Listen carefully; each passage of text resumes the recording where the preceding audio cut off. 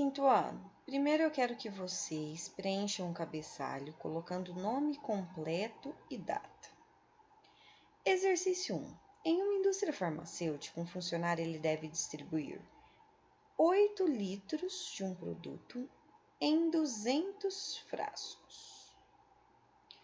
Nesse caso, para saber quantos litros do produto serão colocados em cada frasco, ele pretende realizar esta divisão, cujo resultado correto será: vocês devem fazer a divisão aqui neste espaço em branco e marcar a alternativa. Lembrando que exercício que só vem com a alternativa marcada sem conta não é considerado correto. Então, vocês devem fazer a continha aqui para a tia Adriana ver.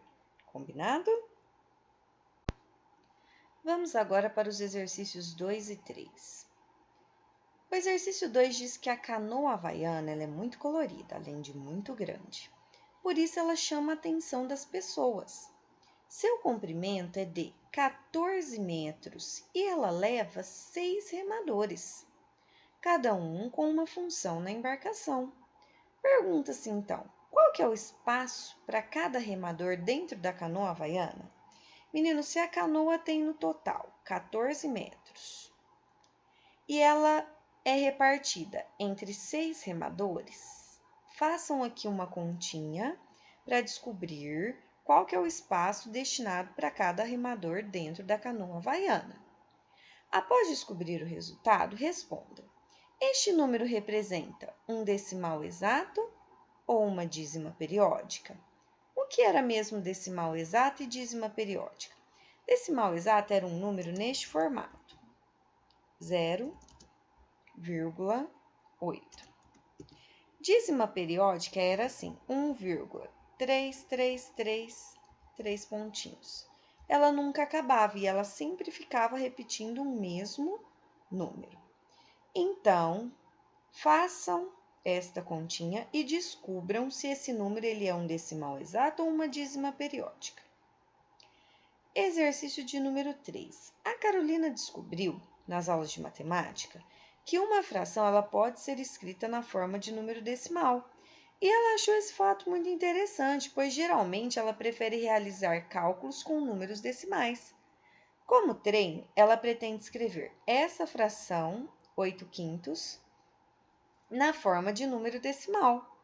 Qual será a escrita correta?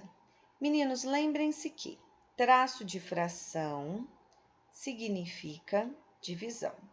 Então, se eu tenho essa fração aqui, 8/5, e quero descobrir qual número decimal ela vai gerar, eu devo dividir o numerador pelo denominador, fazendo qual continha? 8 dividido por 5. Façam e marquem a alternativa correta. Vamos agora para o exercício 4, que pede para efetuarmos mentalmente. Aqui nós temos divisões de números decimais, que são números que têm vírgula, por 10, 100 ou 1000. Lembrando que, para efetuarmos divisões de números decimais por 10, 100 ou 1000, nós não armamos as continhas, a gente faz mentalmente. De que forma? Andando com a vírgula. E andando com a vírgula para onde? Para a esquerda. Muito bem. Façam este exercício. E vamos agora para o exercício 5, que diz para preenchermos esta tabela. Esta tabela, ela traz para nós porcentagem. A porcentagem, a leitura, o número decimal e a fração. Vamos nos lembrar? Por exemplo, aqui, eu tenho este número, 6, e este símbolo. Ele representa uma porcentagem. Como que a gente lê essa porcentagem? 6%. Muito bem. Então, aqui nós colocamos a leitura, 6%. A porcentagem, ela pode ser escrita na forma de fração. De que jeito? Eu coloco o número que eu tenho, que no caso é quem? O 6, E no denominador eu vou colocar sempre quem? Sempre o 100, porque é porcentagem por 100. Agora vamos representar esta fração na forma de número decimal. De que forma? Copiando o numerador, que é 6, e pulando 2 casas para colocar a vírgula. Por que 2 casas? Porque aqui é 100. Então, 1, 2, e vou colocar a vírgula agora. Não pode ficar assim, é claro. Vamos preencher com zeros. Aqui e aqui. Viram só? Lembraram-se? Então, preencham esta tabela sempre assim, ó, na vertical. Cada vertical terá uma fração, o número decimal correspondente a ela, a porcentagem e a leitura. Combinado? Meninos, vamos lembrar agora como realizamos o cálculo de uma porcentagem? Por exemplo, se eu digo o seguinte, que 10% dos alunos de 250 alunos de uma escola vão participar de uma excursão. Então, quantos alunos que participarão dessa excursão? Como que eu faço mesmo para calcular? Lembrando que a porcentagem ela pode ser escrita na forma de fração. De que jeito, nesse caso? 10 sobre sempre quem? 100, porque é por cento. Então, 10 sobre 100. Coloco assim. O D, em matemática, significa o quê? Multiplicação. Então, eu venho e coloco a multiplicação. Por qual quantidade? Qual quantidade que eu tenho aqui? Eu tenho 250 alunos. Então, eu coloco 250. Ficou uma multiplicação de frações. Como que eu resolvo mesmo?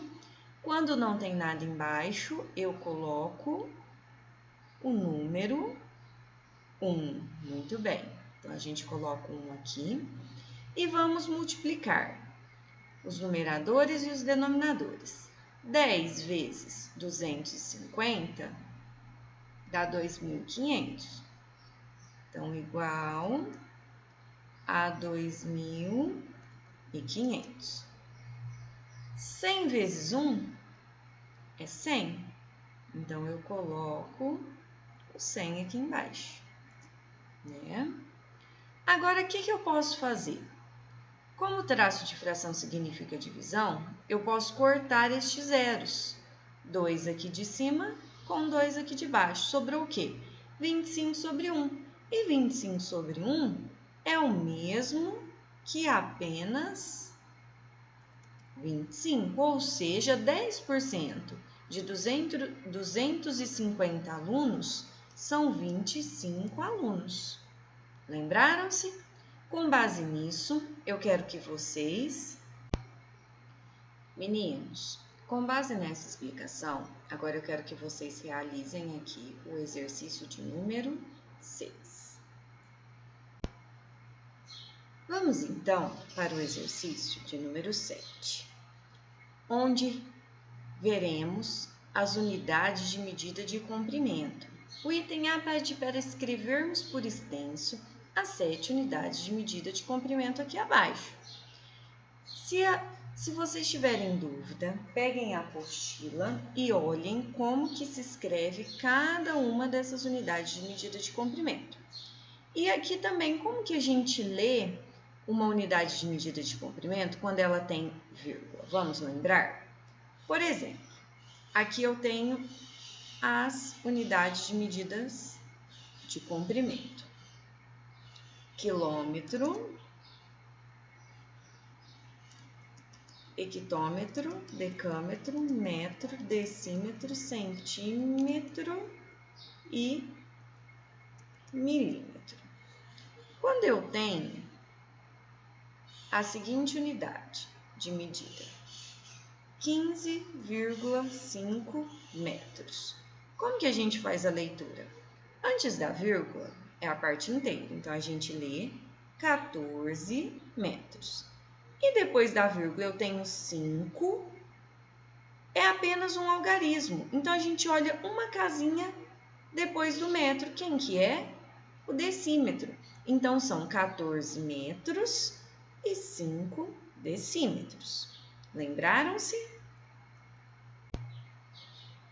Vamos agora para o exercício de número 8, sobre unidades de medida de massa. Preencham a tabela, com a sigla das 7 unidades de medida de massa. Lembrando que a central, qual que é a unidade central de medida de massa? O grama. Muito bem. Preencham com as outras, por favor.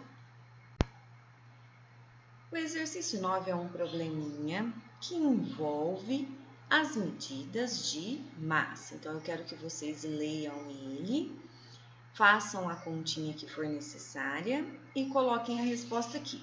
Lembrando que nas unidades de medida de massa, nós temos também a tonelada, cujo símbolo é a letrinha T. Uma tonelada vale 1000 quilogramas, ok? Façam o exercício 9. E para fecharmos, vamos ao exercício 10, que traz para a gente as unidades de medida de volume ou capacidade.